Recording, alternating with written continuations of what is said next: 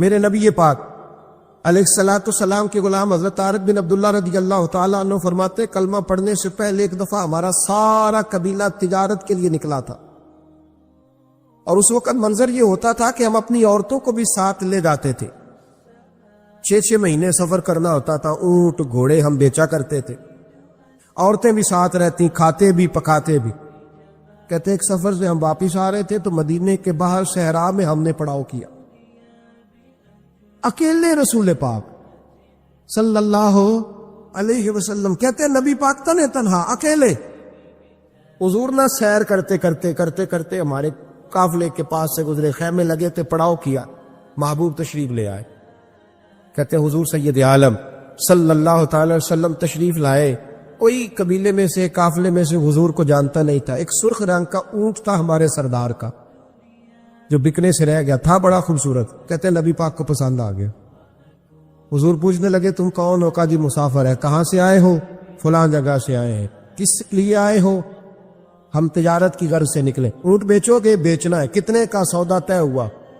اس نے کہا اتنے لینے، حضور نے کہا اتنے دینے، اب بات طے ہو گئی۔ کہتے ہیں لگام حضور نے پکڑی اور فرمانے لگے وہ سامنے میرا شہر ہے جس کا نام مدینہ، وہ میرا شہر ہے، میں ابھی مدینے جاتا ہوں، اپنے غلام کو بھیجتا ہوں اور تمہیں آ کے نہ قیمت دے جاتا ہے۔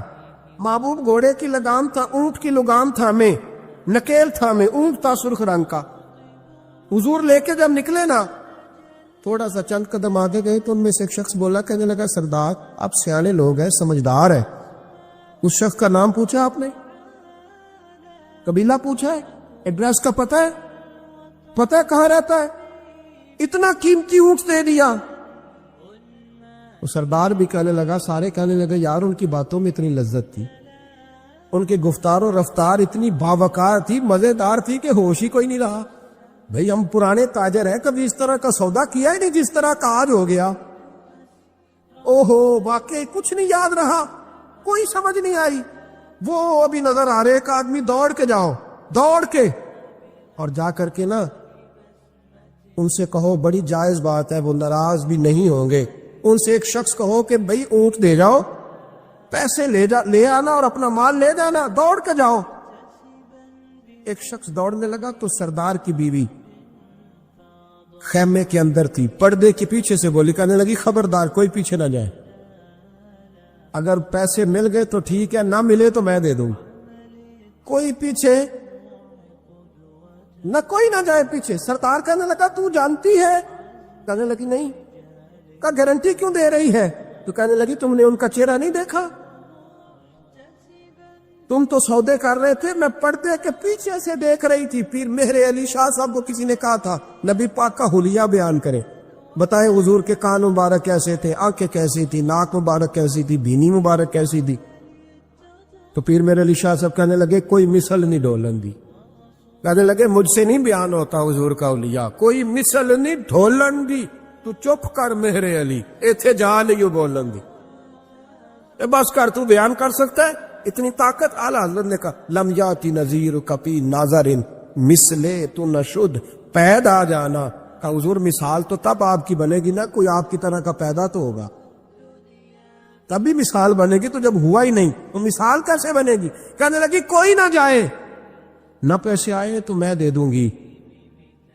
میں تو پردے کے پیچھے سے دیکھ رہی تھی، ان کے چہرے کا وقار دیکھا، ان کی آنکھوں کی روشنی دیکھی، ان کے لفظوں کا حسن دیکھا۔ تم 50 باتیں کرتے تھے، وہ ایک جواب دیتے، اور گنے چنے لفظ بولتے تھے، ان کی سادگی کا وقار دیکھا۔ جانے دو، نہ پیسے آئے تو میں دوں گی۔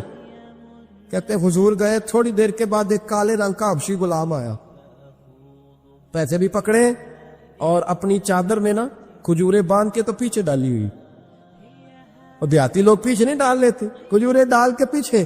کہتے ہیں وہ آئے اور ان کی آنے کا انداز بھی بڑا نرالا تھا۔ کہتے ہیں وہ جھومتے جھومتے اللہ کا ذکر کرتے، اللہ الصمد کرتے پہنچ گئے، اور آگے کہنے لگے تم سے میرے نبی نے اونٹ خریدا؟ تم سے؟ کہا ہم سے خریدا ہے۔ کہنے لگے یہ تمہارے پیسے؟ اور پھر چادر کھول کے صحرا پہ بچھا دی، کہنے لگے یہ تمہارے پیسے، اور کھجورے کھاؤ، میرے نبی نے تحفہ بھیجا ہے، کھاؤ، حضور نے تحفہ بھیجا ہے۔ تو وہ سردار کی بیوی اوٹ ہٹا کے کہنے لگی وہ کالے رنگ کے اکشی گلاب انہیں کھجوریں کھلا، اور مجھے اس عزت والی ماں کا نام بتا جس کے گھر میں ایسا لال پیدا ہوا، انہیں کھجوریں کھلا، اور مجھے اس عظمت والے باپ کا نام بتا جس کے گھر میں ایسا پھول کھلا ہے۔ وہ قبیلہ تو بتا تو صحیح، وہ کون تھے؟ 2 گھڑیاں رکے ہیں پر خوشبوئی پھیل گئی ہے، رنگ ہی بدل گیا، تار کوئی مثل نہ ڈھولن دی۔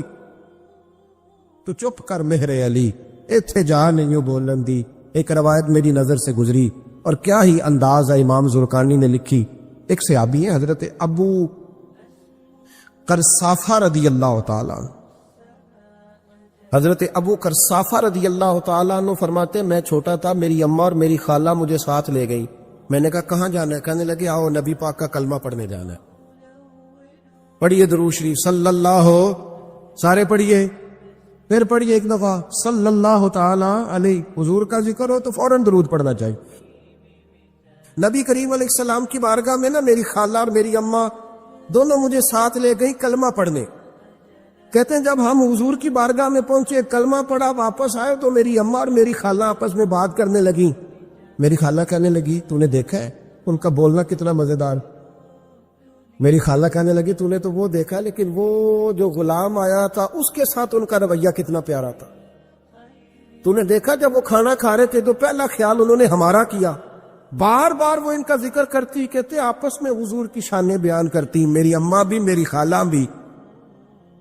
بالآخر بات لمبی ہو گئی تو میری اماں بولی، کہنے لگی بس کر، ہم کتنی عظمتیں بیان کریں گے، مجھے تو 3 باتیں سمجھ میں آئی ہیں۔ کتنی؟ 3 باتیں مجھے سمجھ میں آئی ہیں۔ کہا وہ کیا؟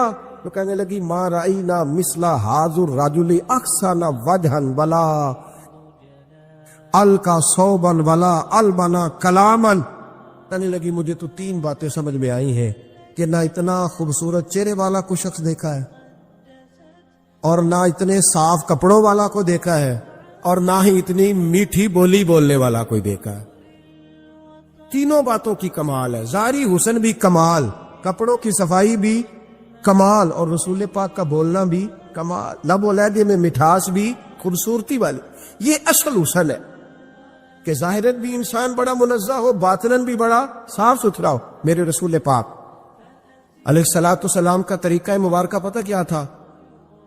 حضور صلی اللہ تعالیٰ علیہ وآلہ وسلم جب مسجد میں نماز پڑھ لیتے تو حضرت جعفر رضی اللہ تعالیٰ عنہ فرماتے، بخاری کی حدیث ہے، فرماتے میں مدینہ شریف میں آیا تو حضور نماز پڑھ لیتے تو صحابہ نبی پاک کے پاس آتے اور حضور کا دست مبارک پکڑ کے پہلے چومتے پھر چہروں پہ ملتے، پہلے چومتے پھر چہروں پر۔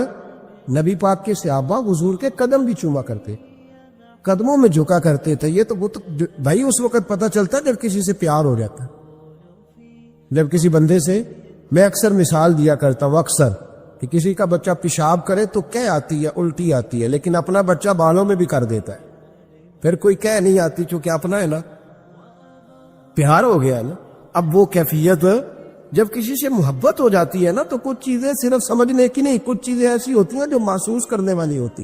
اس نے کہا تھا عشق ایک ڈھونگ ہے، میں نے کہا تجھے عشق ہو خدا کرے، پھر کوئی تجھے اس سے جدا کرے، تو اسے تسبیحوں پہ پڑھا کرے، تو اسی کا نام جپا کرے، تو گلی گلی پھرا کرے، پھر میں کہوں کہ عشق ایک ڈھونگ ہے اور تو نہیں کہا کر، پھر میں کہوں کہ عشق ایک ڈھونگ ہے اور تو، اس نے کہا تھا عشق ایک ڈھونگ ہے تو میں نے کہا تجھے عشق ہو خدا کرے۔ بھائی یاد رکھو جب انسان کو محبت ہوتی ہے تو پھر اس کے انداز بدل جاتے ہیں، اس کے طور طریقے تبدیل ہو جاتے ہیں۔ وہ میں اکثر ایک بات کہا کرتا ہوں، میں کہتا ہوں بچہ باہر سے برگر کھا کے آ جاتا ہے رات، اماں کہتی بیٹے روٹی کھا لو، کہنا دوسرا گوبھی پکائی میں نہیں کھانی، حالانکہ برگر کھا ہے، دور سے کھا ہے، تو اماں اس کو کہتی ہے پھر میں سوئیاں نہ بنا دو تھوڑی سی اپنے بیٹے کو، فٹافٹ چاول نہ تجھے ابال دوں، ساتھ میں باریک دال بنا دیتی، کہتا نہیں میری مرضی کا پکاتے ہی نہیں، میں نے نہیں کھا ایسے۔ اب ابا جو ہے نا، ابا وہ اماں کو سمجھا رہا، کہتا چھڈ پرا، بھوک لگے گی تھی آپ ہی کھا لے گا، تو نہ ایڈی ٹینشن ہے، ایمی پہ تینوں ستاندہ ہے۔ اماں کیا کہتی ہے؟ کہتی نہیں مجھے نیند نہیں آ، کہ کھائے گا تو سکون آئے گا۔ اب اس کو آپ لاکھوں دلیلیں دیں کہ سیانا بیان ہے، بچہ نہیں ہے، 22 سال کا ہے، 24 سال کا، چھوڑ تو کیا کر رہی ہے. لیکن اماں کو کوئی سمجھا سکتا؟ کیوں نہیں سمجھا سکتا کہ اسے اپنے بیٹے سے پیار بڑھا. وہ کیا کرے، وہ مجبور ہے. اس کے دل کی کیفیت اس طرح کی ہے کہ کوئی دنیا کی طاقت اسے سمجھا سکتی؟ سوال ہی نہیں پیدا ہوتا کوئی اسے سمجھا سکے. یہ ممکن کیسے ہو، کیسے سکتا ہے؟ یہ محبت ہے. میرے رسول پاک علیہ السلام کے صحابی حضرت جعفہ فرماتے میں حضور کی بارگاہ میں آیا تو صحابہ کیا کرتے، نبی پاک کا دست مبارک پکڑتے، پہلے چومتے پھر چہرے پہ ملتے. بخاری ہے. فرماتے میں نے کہا یہ کیا کر رہے ہیں؟ پھر اچانک میرا بھی دل کیا ذرا کر کے تو دیکھو. کچھ چیزیں چکھنے پہ پتہ لگتا ہے کتنی مزیدار ہے. کہتے میں بھی قریب گیا، حضور کے دست مبارک میں نے ہاتھ ڈالا. فرماتے ہاتھ پکڑا ہی تھا کہ نبی پاک کا ہاتھ برف سے بھی زیادہ ٹھنڈا. فرماتے پھر میں نے پکڑ کے چہرے پہ ملا تو کستوری سے زیادہ خوشبو آ رہی تھی دست مبارک. فرماتے اب میرا چھوڑنے کو دل ہی نہیں کر رہا، اب میری طبیعت نہیں مان رہی تھی. میرے نبی کریم علیہ السلام اللہ کی دلیل ہے. ہر پاکیزگی، ہر حسن، ہر کیف اللہ نے اپنے رسول کو عطا فرمایا. دنیا کی جتنی غلاظتیں تھیں جب کوئی حضور کے قریب جاتا تھا کو ساری غلاظتیں دور ہو جاتی. کما ارسلنا فیکم رسولا منکم یتلو علیکم آیاتنا ویزکیکم. اللہ فرماتے میرے محبوب تم پر میری آیتیں پڑھیں گے اور تمہیں پاک فرما دے، تمہاری ساری ناپاکیاں نبی پاک دور کر دے، ہر غلاظت تم سے دور ہٹ جائے. ایک صحابی ہے حضرت شیبہ بن عثمان رضی اللہ تعالی عنہ، وہ کہتے ہیں میرے والد کو اور میرے چچا کو مسلمانوں نے احد میں قتل کر دیا تھا. میرے دل میں بڑا غصہ تھا، بڑا جلال تھا کہ کبھی مجھے موقع ملے تو میں بدلہ لوں گا. کہتے فتح مکہ کے بعد نبی پاک علیہ السلام حوازن کی جنگ کے لیے نکلے. مجھے پتا چلا حضور جا رہے ہیں تو میرے اندر شعلے بھڑک رہے تھے انتقام کے. روز میں منصوبہ بندی کرتا، پلاننگ کرتا کہ کسی طریقے سے میں ان تک پہنچوں گا اور بدلہ لوں گا. کہتے ہیں نبی کریم علیہ السلام نہ حوازن کے لیے پہنچ چکے تھے. فرماتے میں بھی جنگ میں جا کے شریک ہو گیا اور میں نے طریقہ اس طرح کا اختیار کیا کہ کسی طریقے میں حضور تک پہنچ جاؤں. سمجھ آ رہی ہے میری بات کی؟ نبی کریم علیہ السلام تک کسی طریقے پہنچ جاؤں. فرماتے ہیں لڑتے لڑتے، لڑائی کے دو طریقے ہوتے تھے. کبھی تو ایسے ہوتا تھا کہ ایک دو آدمی مل کے آپس میں لڑتے تھے، پھر گمسان کا رن پڑتا تھا، گھمبیر ہو جاتی تھی جنگ، سمجھ نہیں آتی تھی تیر کہاں سے آیا، نیزہ کہاں سے آیا. فرماتے جب گمسان کا رن پڑا نا، مجھے موقع مل گیا، میں حضور کے قریب پہنچ گیا. حضرت شیبہ بن عثمان رضی اللہ تعالیٰ عنہ کہتے جب میں پہنچ گیا تو میں نے نا دیکھا کہ اب حضور کے قریب لوگ نہیں ہیں. فرماتے میں نے نا فوراً تلوار اٹھائی، تلوار اٹھا کے میں حضور کو معاذ اللہ شہید کرنے ہی لگا تھا کہ ایک نور چمکا حضور کے سامنے. بڑی درود صلی اللہ علیہ وسلم. کہتے ایک نور چمکا، اتنی تیزی تھی اس نور میں کہ میری آنکھیں بند ہو گئی، میرے ہاتھ سے تلوار گر گئی، آنکھیں چندھا گئی میری. فرماتے تلوار میرے ہاتھ سے چھوٹ گئی. اب جب وہ روشنی مدھم ہوئی نا تو میں نے دیکھا نبی پاک سامنے کھڑے مسکرا رہے ہیں. آپ نے میں نے کر دی، آپ نے سن لی. ذرا دیکھو تو صحیح، جو تلوار لہرائے اسے دیکھ کے بھی کبھی کو مسکرایا ہے؟ جس نے تلوار ہی لہرا دی، جو شہید کرنے ہی لگا تھا، پہنچ گیا تھا. لیکن یہ اخلاق میرے رسول پاک کا صلی اللہ اعلیٰ حضرت فاضل بریلوی کا ایک شعر میں نے پڑھا. تو کچھ چیزیں ایسی ہوتی ہیں جو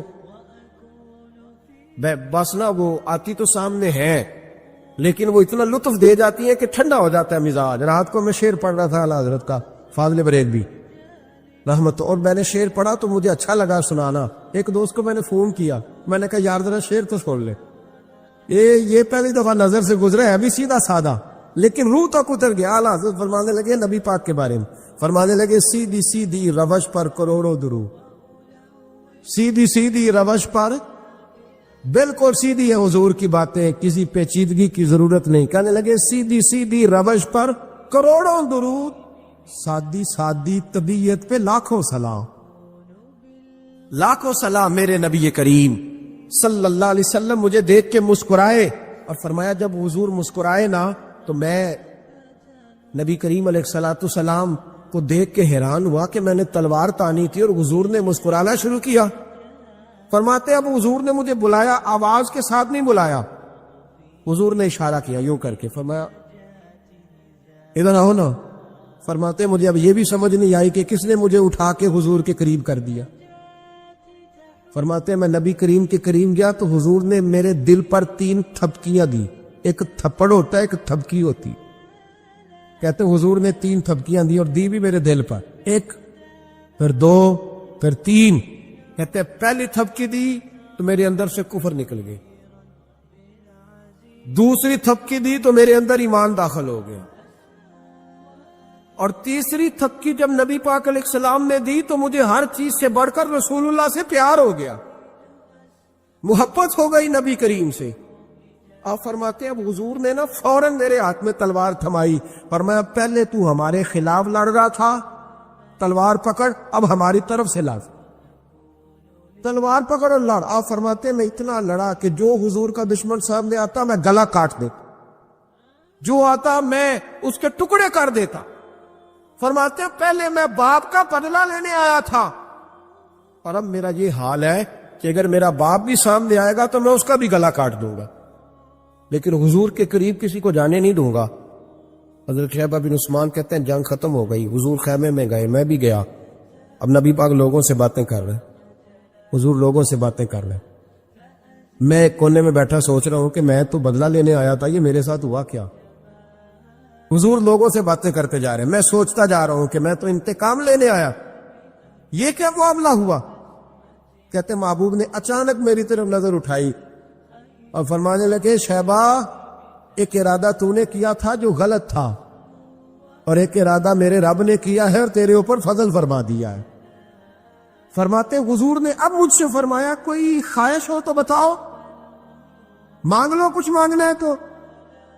میں نے عرض کی یا رسول اللہ میری بخشش کی دعا کر، بڑا میرا خوفناک ماضی ہے، میں اسلام کا بڑا دشمن رہا. کہتے میں نے دعا کے لیے کہا اور حضور پھر دوسرے لوگوں سے باتیں کرنے لگا، کبھی اس سے کبھی اس سے کبھی اس سے. میں سوچنے لگا کہ میری بات کا کوئی جواب ہی نہیں آیا. جب تو 3 بار میں نے سوچا تو میرے کریم نے پھر توجہ میری جانب کی اور فرمایا تو نے بخشش کی دعا کا کہا تھا، میں نے سن لیا ہے، رب کریم نے تیری بخشش فرما دی ہے، اللہ نے تجھے بخش دیا ہے، تیری خطائیں رب کریم نے معاف کر دی. نبی پاک کے دست مبارک کی برکت میں آپ کو سینکڑوں لوگ دکھاتا ہوں، سینکڑوں لوگ، بڑے دعوے سے کہہ رہا ہوں، 2 4 5 نہیں، سینکڑوں لوگ. انہوں نے پردیس جا کے محنت کی، کمانیاں کی، لیکن اپنے دیس میں مسجد بنائی تو لوگوں کو کہا کہ علامہ صاحب، قاری صاحب، پیر صاحب، نہ پیسے سارے دوں گا پر میرا نام نہ لے لو. میں نے کہا میں سینکڑوں لوگ دکھاتا ہوں، سینکڑوں لوگ، محنت کی، جدوجہد کی، کوشش کی. یہ اسٹیج پہ بیٹھتے میری طرح کے وہ لوگ جو پیر صاحب، صوفی صاحب، علامہ صاحب ہوتے، لیکن میں سینکڑوں لوگوں کو جانتا ہوں جو محفل کا اشتہار اپنے ہاتھوں سے لگاتے، محفل والے دن جھاڑو بھی دیتے، لوگوں کو پیغام بھی دیتے. ان کا اشتہار پہ بھی نام کوئی نہیں، نقیب نے بھی نام نہیں لیا، وہ اسٹیج پہ بھی نہیں بیٹھے. لیکن جب محفل سج جاتی ہے، جب دنیا آ جاتی ہے، جب رسول پاک کا ذکر قروج پکڑتا ہے تو وہ دور کھڑے ہو کے کہہ رہے کتنی اچھی ہو گئی ہے میری محفل، کتنی اچھی ہو گئی ہے میری محفل. نہ کسی پیر نے نام لیا، نہ کسی مولوی نے لیا، نہ کسی نقیب نے لیا، نہ کسی نعت خواہ نے لیا، پر او میرے نبی کی محفلیں سجانے والوں، تمہارا نام کسی نے نہیں لیا، تمہاری فوٹو نہیں آئی، تمہارا اشتہار پہ نمبر نہیں لکھا گیا، پر جس رسول کے لیے تم نے یہ کام کیا اس نبی کو سارا ہی پتا ہے. وہ حبیب جانتے ہیں، وہ جانتے ہیں، انہیں خبر ہے کہ یہ وہ میرا دیوانہ ہے جو لوگوں کو دعوتیں دیتے، آؤ میں نے رسول پاک کی محفل سجانی، آؤ آؤ. آپ یقین کریں لوگ ہاتھ باندھ کے کہتے ہیں حضرت جی ٹائم دے دیں، دل کرتا ہے ذکر سرکار سجایا جائے. میرے بھائی یاد رکھو، فروغ محبت کی بات کرو، پیغام محبت کی بات کرو، محبت کی بولی بولو، محبت کا تذکرہ کرو، لوگوں کی اچھائیوں کا ذکر کرو، خوبیوں کا بیان کرو. چھوڑو نفرتیں، چھوڑو عداوتیں، آؤ واپس لوٹ آئیں بخاری مسلم پڑھو. میرے نبی پاک علیہ السلام نے فرمایا اپنا ایک بھائی اپنے گھر سے چلا تھا اپنے دوسرے بھائی کو ملنے. ایک تو ہے صحابی کا پیار, ایک تو ہے اہل بیت کا پیار, ایک اللہ کے ولی کا پیار. اپنے گھر سے چلا تھا وہ اپنے ایک بھائی سے ملنے. بخاری مسلم ہے. حضور فرماتے ہیں کہ رستے میں اسے فرشتہ ملا انسانی شکل میں. لوگ تو روز سفر کرتے ہیں پر فرشتے نہیں آتے. اللہ نے فرشتہ بھیجا انسانی شکل میں. کدھر جا رہے ہو میاں؟ کہنے لگا اپنے بھائی سے ملنے جا رہا ہوں. کہا اس کا تیرے اوپر کوئی احسان ہے؟ اس نے کہا نہیں. تو کیوں ملنے جا رہے ہو؟ سننا ہو یارو, یہ میری بات نہیں, یہ مدینے والے رسول کی زبان اطہر سے نکلا ہے. فرمایا کہاں جا رہے ہو؟ اس نے کہا میں جا رہا ہوں بھائی سے ملنے. کوئی احسان ہے؟ کوئی نہیں. کوئی لین دین کا معاملہ ہے؟ کوئی نہیں. کیوں ملنے جا رہے ہو؟ کیوں؟ کہنے لگا اس لیے ملنے جا رہا ہوں کہ وہ بھی اللہ کا حضر ہے. میں رب کا بندہ سمجھ کے, اللہ کا بندہ سمجھ میں کہتا ہوں او پیران عظام, تم نے اگر دھوکے کی پگڑیاں باندھی اور تم نے اگر فراڈ کے جبے پہنے, تم نے اگر جھوٹ کے پلندے باندھے تو وہ تمہارا معاملہ ہے, لیکن جو تمہیں رب کا بندہ سمجھ کے ملنے آئے گا وہ اجر حاصل کر لے گا, وہ اللہ کی بارگاہ سے نواز دیا جائے گا. وہ تو اللہ کا بندہ سمجھ کے آیا نا, اسے تو نہیں پتا جبے کے نیچے کیا ہے, اسے نہیں پتا بڑی پگڑی کے نیچے کیا ہے. مدینے والے محبوب فرمانے لگے وہ فرشتہ آیا اور آ کر کے اس سے کہنے لگا اللہ کی رضا کے لیے ملنے جا رہے. اس نے کہا ہاں. کہنے لگا سنو پھر میں انسان نہیں, میں فرشتہ ہوں, مجھے رب نے بھیجا ہے.